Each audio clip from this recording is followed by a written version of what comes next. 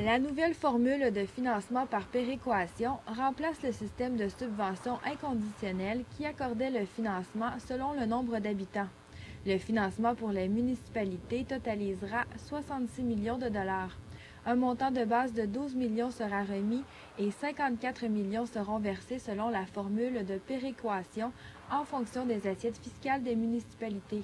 Ce sont les municipalités elles-mêmes qui financent ce système. La péréquation, c'est certain que c'est pour accommoder les municipalités qui ont plus de difficultés financièrement. Donc, les municipalités où que la croissance est très grande devraient être capables d'aider ces municipalités qui sont, donc ont plus de difficultés.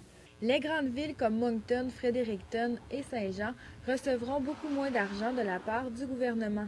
Le ministre des gouvernements locaux affirme toutefois que l'augmentation de leurs assiettes fiscales permettra de combler ce manque.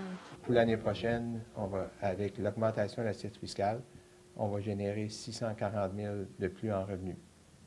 On va perdre 110 000 en subventions inconditionnelles. Ces revenus additionnels-là proviennent de vraiment la construction qui a eu lieu en 2012. Le nouveau système de financement sera mis en place sur une période de 3 ans. Le maire de Paquetteville et président du Forum des maires de la péninsule acadienne, André Gozot, déplore la nouvelle formule, notamment parce que les frais pour les services de police seront évalués en fonction de l'assiette fiscale. Il y a 11 municipalités sur 14 qui sont obligées de débourser plus pour la GRC que qu'est-ce qu'ils payaient auparavant. Maintenant, eux ont peut-être plus de subventions ou plus de péréquation que nous. Ça sera peut-être moins pénible. Dans le cas de Paquetteville, l'augmentation de l'assiette fiscale n'arrivera pas à combler l'augmentation des frais de GRC. Le village de Paquetteville se développe assez bien.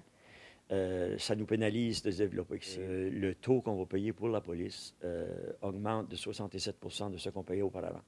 C'est un très, très gros montant. Ça chiffre à 131 000 $. Selon M. Gozot, cet exemple démontre encore une fois que la province devrait opter pour un transfert total de la taxation aux municipalités.